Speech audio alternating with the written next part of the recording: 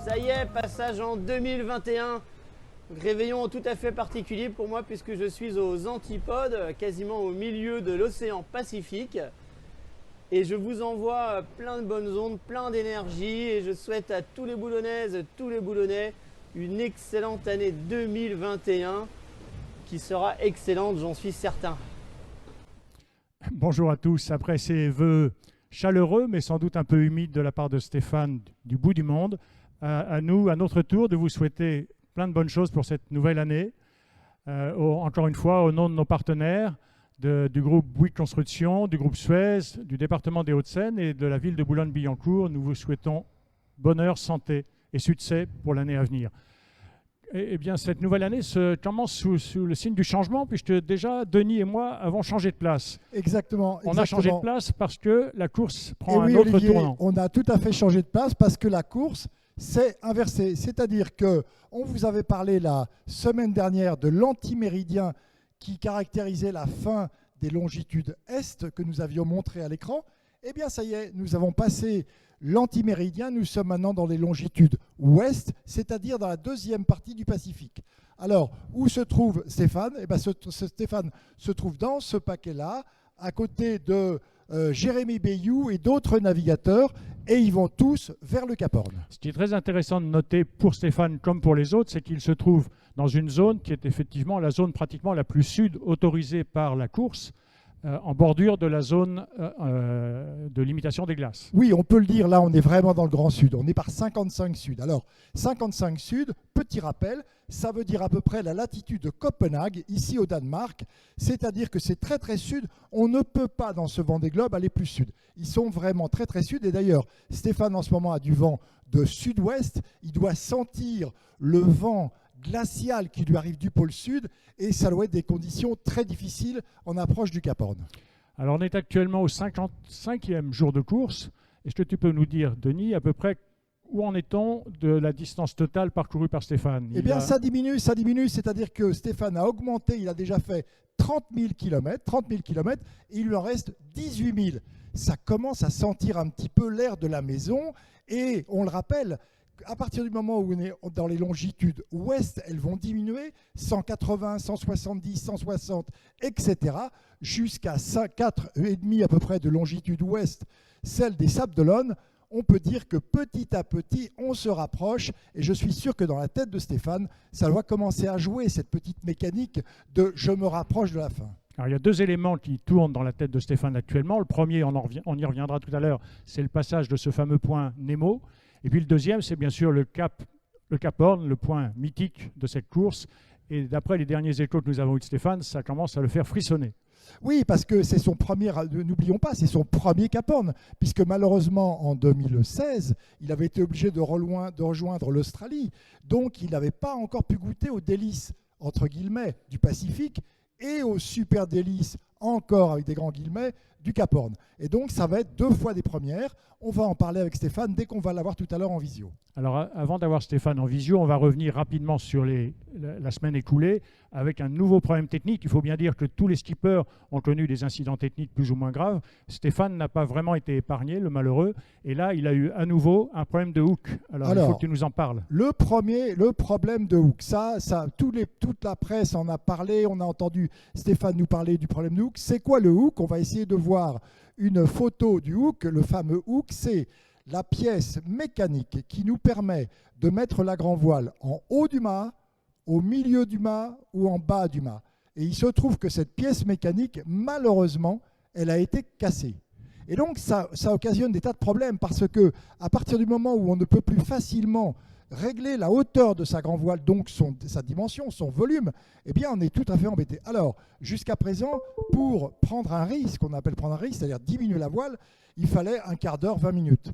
Avec ce nouveau dispositif que Stéphane a imaginé grâce à Bernard Pointé et à Jean Le Cam, ça c'est la grande confrérie, l'amitié des marins qui s'est mis en place, on lui a soufflé la solution.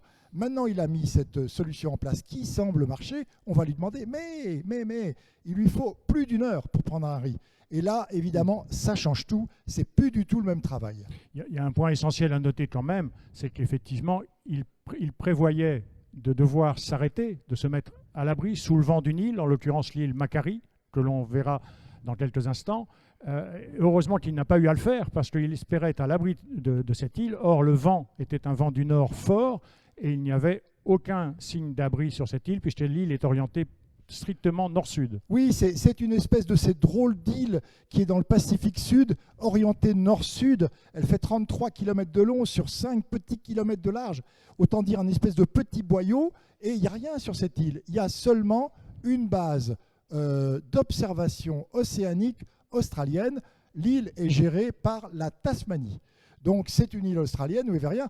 Quand Stéphane a imaginé de se mettre à l'abri de là, il pensait qu'il pourrait, voilà, on voit à l'écran ici l'île nord-sud, il pensait pouvoir se mettre à l'abri. Vous voyez à l'écran cette île où il n'y a pas grand-chose finalement, c'est une île australe et australienne en l'occurrence, dans laquelle vous avez une wildlife importante, vraiment des glaciers, etc., etc. Il n'y a pas grand-chose sauf cette base d'observation.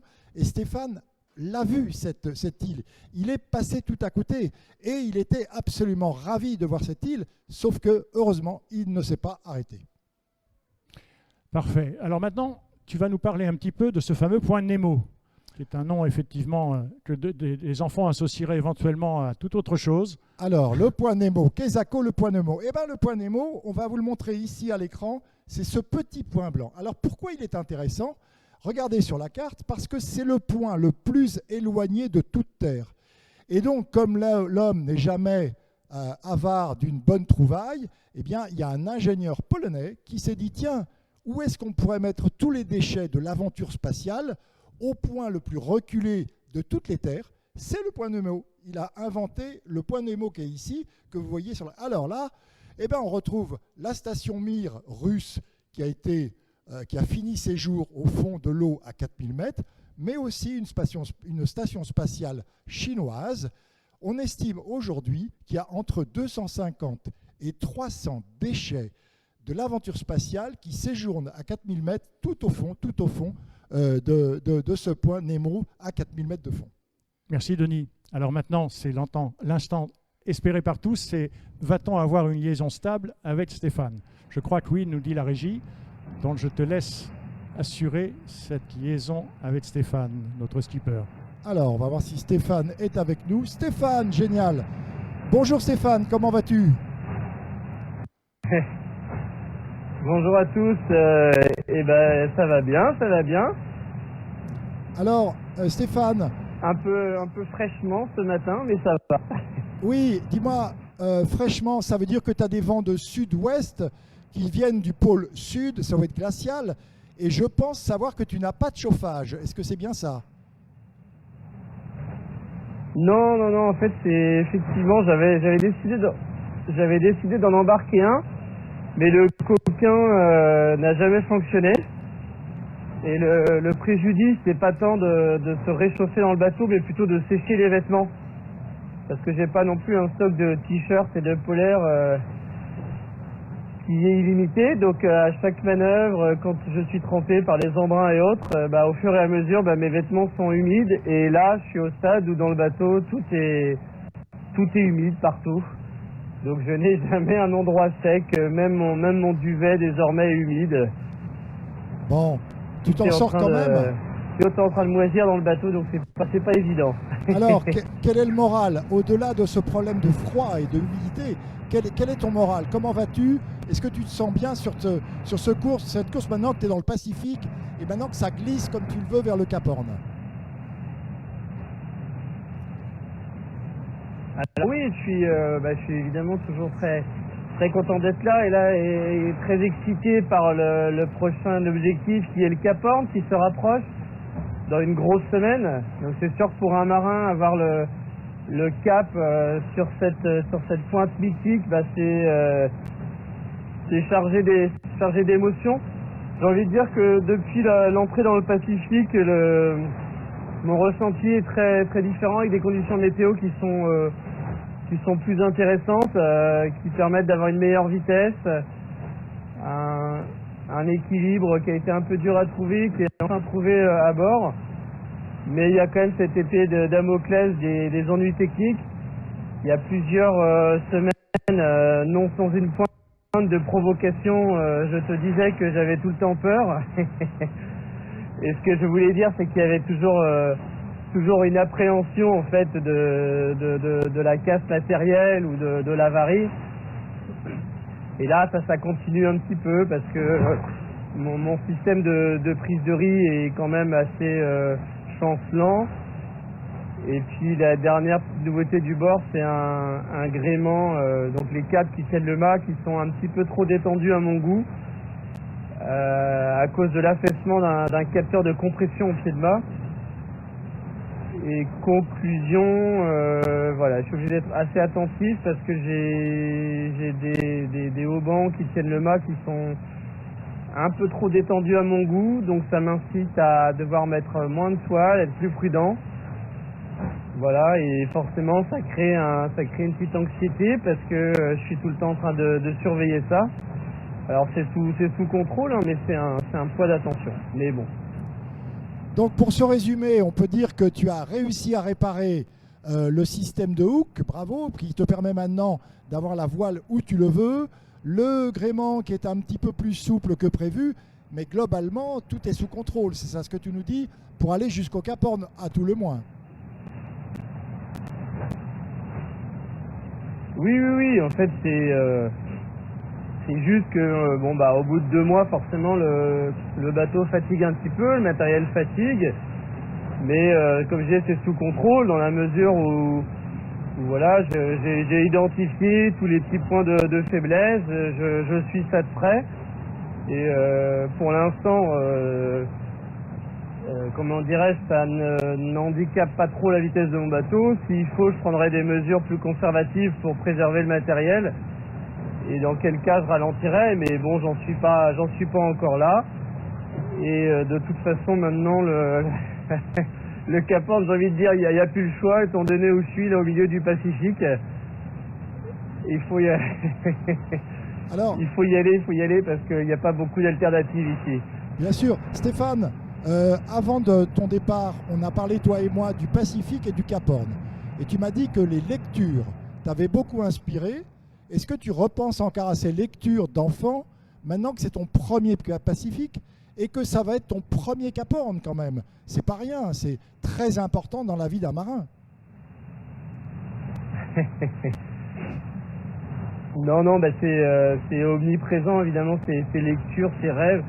Et d'ailleurs, d'où toute cette énergie quand je suis passé à Macquarie, alors que j'ai dû ralentir. En fait, je me suis pas arrêté, mais je me suis quand même servi du dévent de l'île pour régler faire quelques petits ajustements là sur mon système de hook de fortune. Donc ça aurait pu être un moment un peu tristounet parce qu'en course, quand on ralentit, c'est jamais ça qu'on recherche.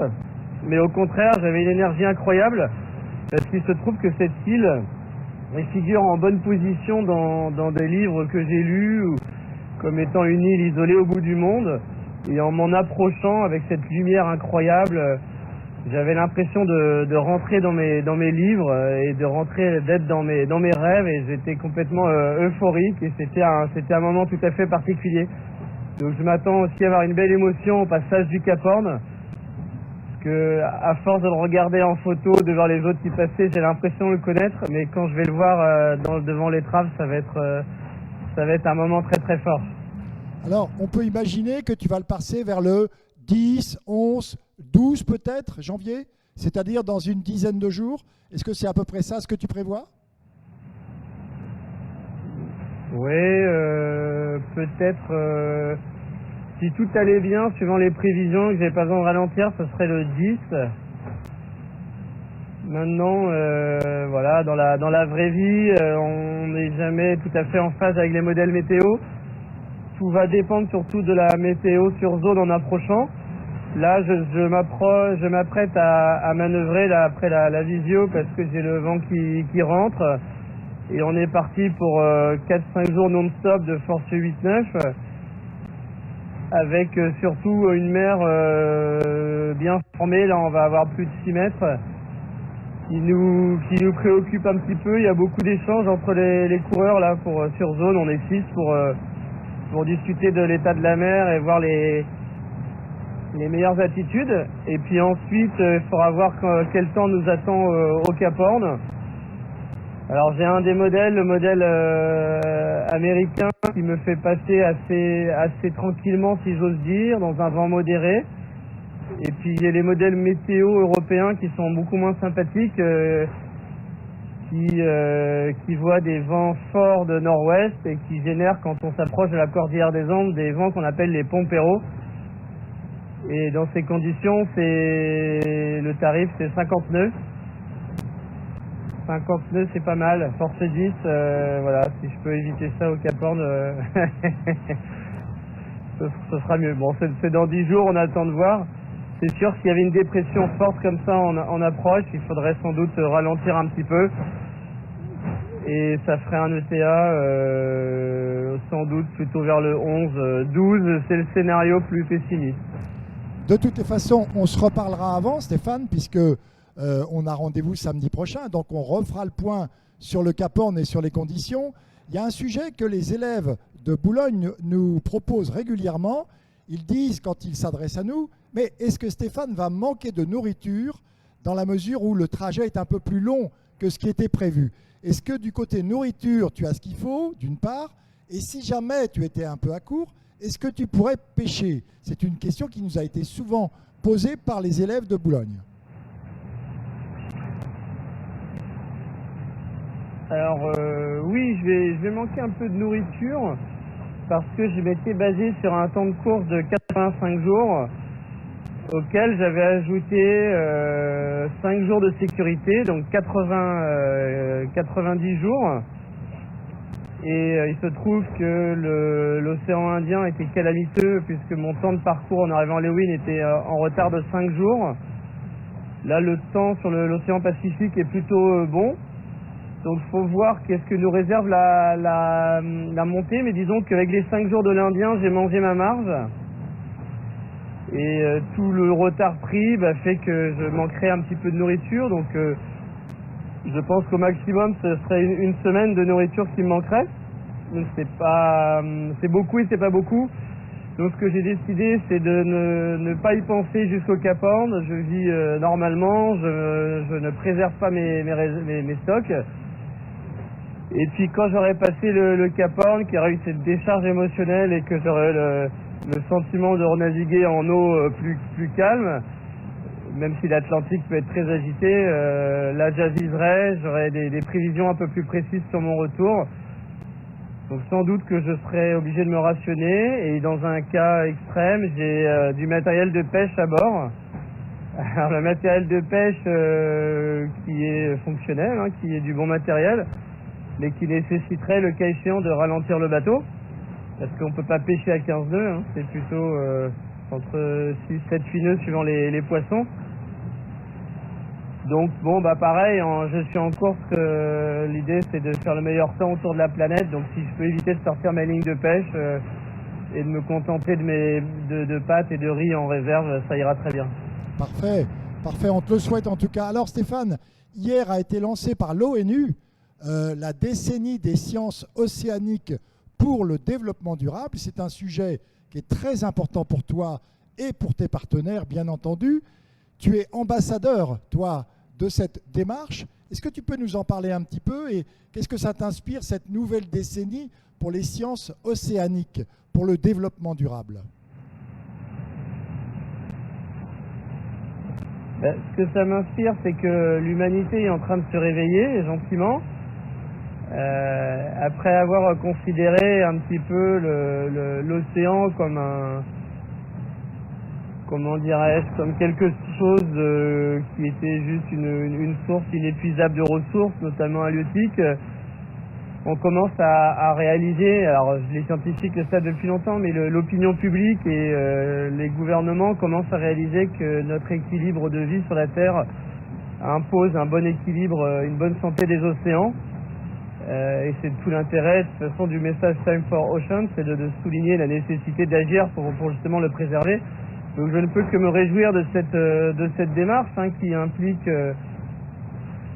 implique les gouvernements et les scientifiques et puis toutes les bonnes volontés qui veulent contribuer à apporter justement leur aide à cette prise de conscience et pour la protection des océans. Donc c'est pour moi une très bonne chose. Après, ça permet de parler des choses super concrètes. Par exemple, moi j'évoquais hier dans une petite vidéo pour l'UNESCO la possibilité d'exploiter mieux l'énergie renouvelable que nous offre la mer.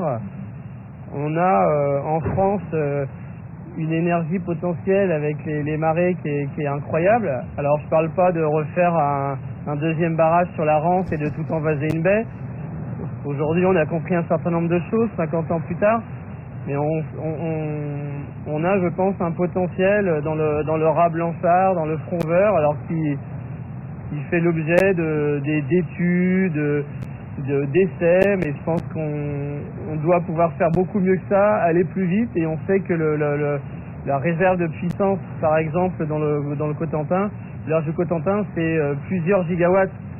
1 gigawatt, c'est la puissance d'un réacteur nucléaire, donc on a l'équivalent presque d'une centrale nucléaire en énergie devant nous, une énergie prédictible et une énergie verte et complètement renouvelable. Donc voilà, c'est aussi ça pour moi la décennie de l'océan, c'est de mettre en lumière tout ce qu'on peut faire. Évidemment, on peut protéger les océans, on doit les protéger, mais aussi on peut vivre en harmonie avec eux et utiliser leur puissance.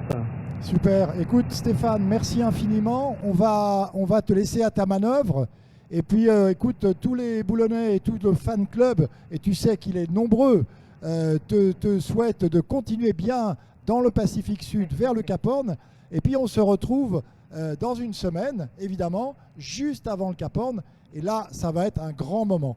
À très bientôt Stéphane et bonne navigation d'ici là. À très bientôt, bonne journée à tous, bonne fête, profitez bien. Et merci et encore bonne année, pardon, j'ai oublié de vous souhaiter tous mes vœux du Pacifique. Et à bientôt Stéphane. Au revoir. On a le plaisir d'accueillir parmi nous aujourd'hui Charlotte Méry. Alors Charlotte, bonjour. Bonjour Denis. Alors Charlotte, c'est toi qui as écrit un fameux livre qui s'appelle « Le Vendée Globe de MAM ». Dans ce livre, le premier passe le Cap Horn à 55 jours. On est exactement à 55 jours et le premier vient de passer le Cap Horn. Bravo Charlotte, ça veut dire que tu avais anticipé exactement et avec précision les fêtes, les gestes, les problèmes, etc., la météo. Comment est-ce que tu avais fait pour faire tout ça ? Alors, pour écrire ce livre, tout d'abord, je me suis appuyée sur mon expérience de navigatrice. J'ai en effet participé à la Mini Transat, qui est une transatlantique en 2017. Alors, même si je ne suis pas allée dans les mers du Grand Sud, voilà, je connais déjà un peu la vie à bord, en solitaire, sur un bateau de course. Et pour anticiper après les dates et que le livre corresponde un peu à ce qui se passe dans le vrai Vendée Globe, eh bien, j'ai regardé tout simplement les autres éditions. Alors là, on te voit à l'écran, Charlotte, sur ton bateau de la Mini Transat, c'est ça ? Oui, tout à fait, exactement.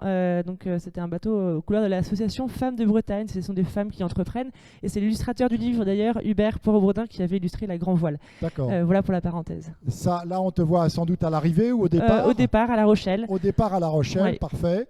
Et donc, c'est la Mini Transat 2017. Oui. Et tu avais fait quel classement ?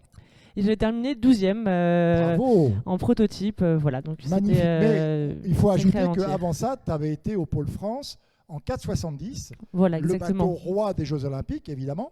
Et que tu avais déjà fait une très très belle carrière en 4,7. Donc la navigation, tu connais ça par cœur. Oui, je connaissais bien et j'ai une réelle passion pour la mer et pour la voile. Et on me posait beaucoup de questions, surtout sur mon parcours de course au large et les enfants, mais aussi les plus grands. Et en étant enceinte, d'ailleurs, j'ai eu un bébé, j'ai vraiment eu envie de transmettre cette passion que j'avais pour la mer et pour la voile à mon entourage, parce que c'est un sport quand même qui est difficile à comprendre quand on n'a jamais vécu en large, au solitaire, ou bien quand on n'a jamais fait une régate, ne serait-ce que, même si c'est près des côtes, c'est quand même compliqué, il y a plein de règles. Et du coup, j'ai voulu l'expliquer avec des mots d'enfant, à travers les yeux de Lucas, mon personnage qui a 10 ans, et qui nous explique le Vendée Globe de sa maman, avec ses mots, avec ses émotions, avec ses peurs aussi, parce que c'est pas facile d'avoir tous les jours une maman aventurière et navigatrice. Voilà, donc c'est vraiment l'objet de ce livre. Il a été fait quand, ce livre, concrètement? Pendant le confinement, quelque chose comme ça? Eh bien oui, ce livre, ça s'est concrétisé pendant le confinement, au moment aussi de la naissance de mon fils. Et voilà, ça faisait un peu plus d'un an et demi que je mûrissais ce projet, donc depuis août 2019. Et après, il y a un temps donc, de réflexion. Et puis rapidement, j'ai structuré le livre. En janvier, donc il y a un an, j'avais déjà un bon tiers du texte et j'étais lancée. Et après, il a fallu compléter. Et faire un peu de recherche aussi pour raconter des choses avec des mots justes. Voilà, c'est pas facile. Moi, beaucoup de choses me paraissent évidentes, mais les expliquer aux enfants, en fait, c'est assez compliqué. Voilà, on voit le livre à l'écran. Alors, en fait, tu partages avec Stéphane Le Diraison plusieurs points communs. D'abord, tu t'es préparé à Lorient. Tu connais Oui, tout bien à fait. Lorient. Exactement ce que fait Stéphane. D'autre part, évidemment, tu as cette espèce de volonté de partager, ce qui est tout à fait symptomatique de Stéphane, qui va souvent dans les écoles de Boulogne et qui aime beaucoup partager. Est-ce que c'est quelque chose que tu avais vraiment envie de faire?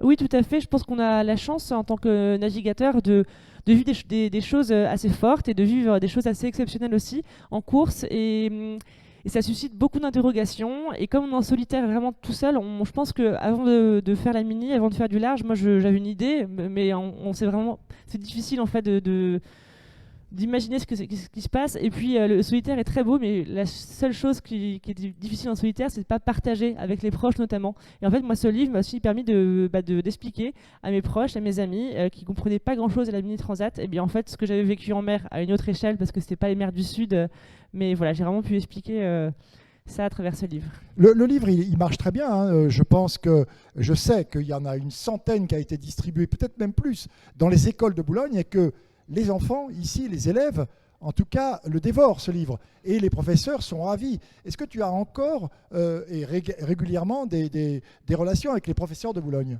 Oui, tout à fait, avec ceux de Boulogne, mais pas que. C'est vrai que le livre, et bon, j'en suis la première surprise, mais aussi ravie, il a vraiment beaucoup plu aux élèves et aux enseignants, surtout de primaire, parce que c'est un support qui est linéaire, donc du début du Vendée Globe à la fin du Vendée Globe. J'aborde donc des thématiques, donc là en ce moment, ça doit être l'écologie, je pense qu'on doit parler des déchets, etc., dans les mers du Sud.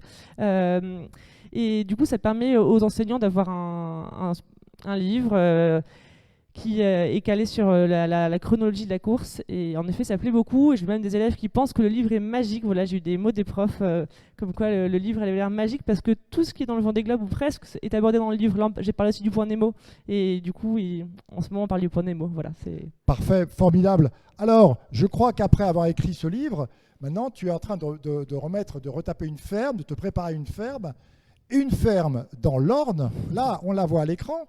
Mais alors, quel est le lien entre Sciences Po, le 4-7, la Mini Transat, une ferme dans l'Orne et peut-être un autre voyage en bateau? Est-ce que c'est ça ce que je comprends? Alors, je ne sais pas s'il y a un lien exact. C'est difficile de trouver une vie unifiée quand on est et navigateur, et maintenant un peu auteur, et parent, et maman, et aussi l'envie de repartir. Et le lien... je pense que voilà, j'ai voulu faire la mini, je ne savais pas très bien pourquoi. J'avais l'envie du large, ça me faisait rêver de voir les arrivées des mini transats, les arrivées des grandes courses au large. Mais je ne savais pas très bien pourquoi, et maintenant que je l'ai faite, ça m'a beaucoup apporté. Mais désormais, j'ai envie aussi de m'enraciner quelque part, parce que je trouve que pour partir, il faut savoir où on revient. Et c'est vrai que dans quelques années, on aimerait partir en famille, faire un tour de l'Atlantique, ou peut-être plus en bateau. Et pour savoir... où aller, eh bien, je pense qu'il faut vraiment savoir d'où on vient, sinon on ne revient jamais. Et il y a quelques exemples de familles qui s'arrêtent en Polynésie, qui ne repartent jamais après dans leur ville natale de Mulhouse ou de Lorient. C'est vrai qu'en effet, il faut savoir où revenir, et même pour des enfants, c'est important de dire t'as ta chambre, elle reste là, et on revient dans un an. Voilà, c'est aussi l'envie d'être quelque part.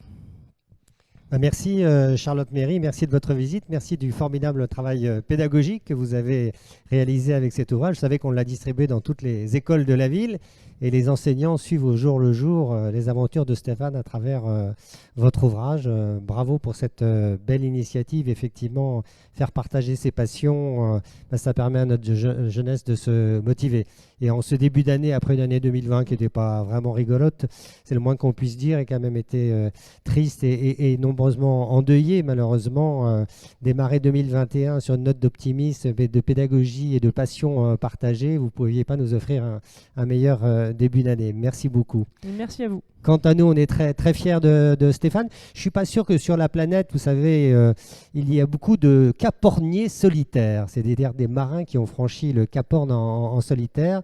Il y en a, à mon avis, très peu. Et Stéphane fera partie de cela. Et avec nos partenaires Bouygues Construction et Suez, la ville de Boulogne-Billancourt, et bien sûr tous les Boulonnais, on est très fiers de cette belle aventure. Et on espère que Stéphane va nous revenir très vite à Boulogne-Billancourt, parce qu'on l'attend d'ailleurs pour inaugurer le Low-Tech Lab qui va s'installer à l'école du Forum au Pont de Sèvres avec Yann Arthus Bertrand et bien sûr Corentin de Châtel-Perron. Donc c'est une très belle aventure qui se poursuit. Stéphane est très méritant, vous l'avez vu, malgré tous ses déboires, il continue. Il nous encourage de ses difficultés d'ailleurs, c'est assez extraordinaire. Donc on est très fiers de Stéphane et on l'accueille voilà, de tout notre cœur et de toute notre sollicitude. Merci à Stéphane, très belle fin de week-end. Et puis on se retrouve l'année prochaine, comme l'a dit Denis Auro tout à l'heure, pour préparer ce passage du Cap Horn tous ensemble. Merci à vous, très bonne semaine. Terre Wouhou Hé, hé, hé. Macari, on est là. Macari.